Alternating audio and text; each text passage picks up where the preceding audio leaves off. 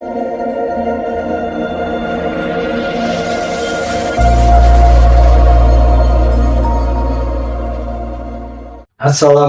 warahmatullahi wabarakatuh. Waalaikumsalam warahmatullahi wabarakatuh. Ya, kembali lagi bersama kami. Sekarang kita kedatangan seorang tamu.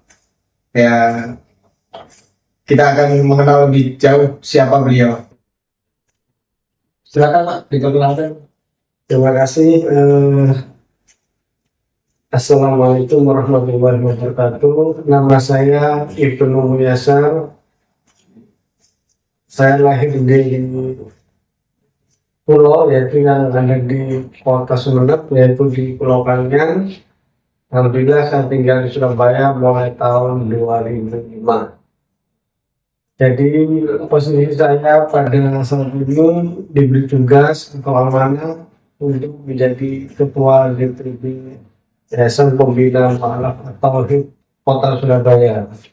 Jadi sudah hampir 2 tahun lebih saya bertugas di yayasan ini dalam konteks yaitu pembinaan kepada para mu'alaf. Begitu Mas.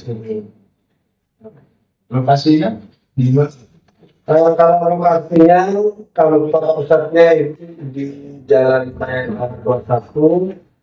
Jadi inilah kantor pusatnya, juga sebagai kantornya Surabaya, yang mana kantor ini berfungsi sebagai tempat administrasi bagi prosesi pensyaratan yang pertama kali, kemudian administrasi kebutuhan yang dibutuhkan secara kenegaraan setelah masuk ke agama Islam. Maka sertifikat itulah, surat itu yang akan mereka bawa untuk administrasi penggantian mungkin KTP yang dari status lama dari agama yang lama kepada agama Islam. Bicara tadi tentang administrasi Pak ya, fungsi adanya sekretariat di Surabaya maupun di cabang-cabang yang lain apa Pak? Kalau yang bisa karena konsentrasi di Surabaya ini fungsinya adalah yang pertama adalah sebagai tempat partisipasi, kedua tempat singgah. Kalau mualaf bisa konsultasi, bisa singgah, atau mungkin bisa di sini, atau masih membutuhkan audiensi atau masih dalam pembinaan juga bisa tinggal di sini.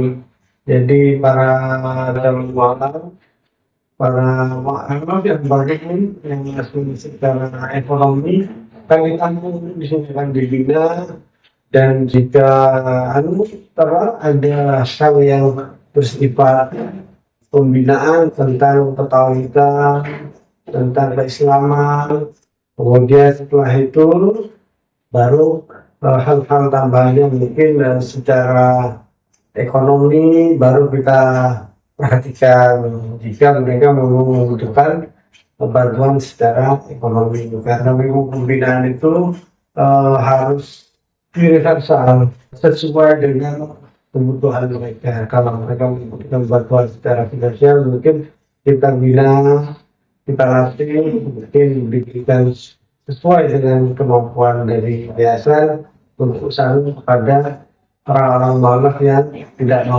mampu secara atau tidak kuat secara ekonomi. Dan itu semua pembinaan gratis Pak? Kalau pembinaan semua gratis. Jadi mulai dari tinggalnya semua ditanggung, juga kebutuhan sehari-harinya ditanggung. Jadi tidak ada biaya administrasinya atau pembayaran apapun selama pembinaan itu. Jadi semua ditanggung yayasan, karena yayasan sudah mempunyai anggaran sendiri dari donatur yang sudah ikut di dalam lembaga Baitul Mal. Pesan untuk yang mualaf dan sudah mualaf ada Pak? Nah, kalau orang-orang mualaf itu bermacam-macam.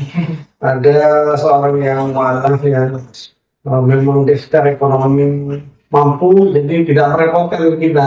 Ya. Malah mereka banyak membantu kita. Jadi anggaplah juga seperti donatur lah ke kita, banyak menyumbang, memberikan bantuan apa yang dibutuhkan kantor, dibutuhkan para warga itu.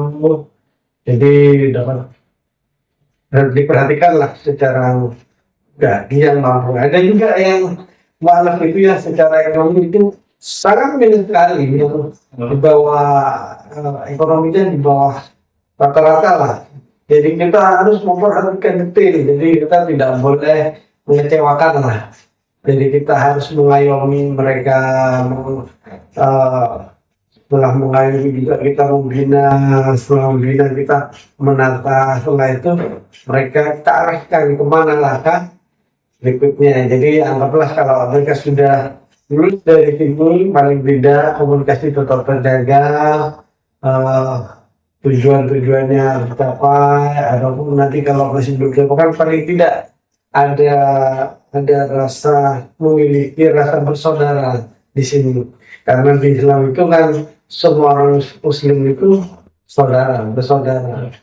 Jadi persaudaraan itulah yang kita bangun di sini dengan para mualaf yang luar biasa. Dan insya Allah ini kalau tidak ada perubahan besok 5 Oktober ada seorang mualaf dari Amerika akan menyatakan mualaf di tempat ini, di kantor pusat ini, dan setelah prosesi syahadatnya mualafnya selesai secara administrasi dan mendapatkan sertifikat itu, dan juga akan melanjutkan prosesi pernikahan karena kebetulan karena orang tuanya itu pihak orang tua si perempuan itu juga akan melangsungkan akad nikah di kantor ini. Jadi sekalian prosesi itu berjalan sempurna setelah kalau secara aplikasi sudah mualaf, maka setelah itu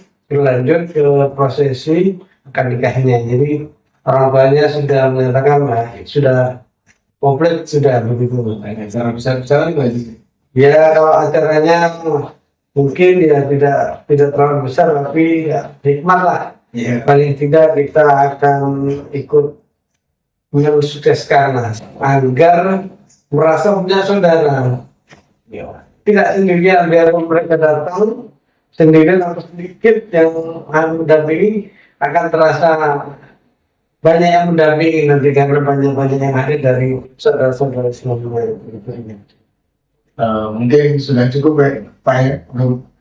Ya, Ada ini. mungkin ada tambahan terakhir sebelum bisa kita tutup, bahwa perlu diketahui bahwa Yayasan Pembina Mualaf ini terus bekerja keras untuk memaksimalkan fungsi yayasan ini sebagai pembinaan pada umat, pada para mualaf, orang-orang yang masih membutuhkan informasi. Maka hadirlah di kantor Yayasan Pembina Mualaf Surabaya di Jalan Mayangkara 21 ini, bisa konsultasi apa yang diperlukan. Jadi kalaupun itu nanti bersifat administrasi, akan kita bantu. Kalau bersifat permasalahan hubungan di antara keluarganya, mungkin kita juga akan bantu. Kadang-kadang hal-hal yang begitu itu terlupakan, maka kantor Yayasan Pembina Mualaf ini akan memberikan kesempatan kepada orang-orang yang mau bersyahadat, yang mau dapat pembinaan, mau menguatkan akidahnya, mau meningkatkan tauhidnya, maka di Yayasan Pembina Mualaf Tauhid inilah nanti akan kita beri materi-materinya. Kita datangkan pembina-pembina sesuai dengan kualifikasinya, dengan kemampuannya. Mudah-mudahan kantor sekretariat Pembina Mualaf ini bisa bermanfaat kepada masyarakat, khususnya kepada para mualaf yang ada di Surabaya, dan tetap terjalin hubungannya sebagai persaudaraan yang kuat. Demikian dari saya atas nama Ketua DPD Kota Surabaya, mengucapkan terima kasih. Wabillahi taufiq wal hidayah. Wassalamualaikum warahmatullahi wabarakatuh. Waalaikumsalam.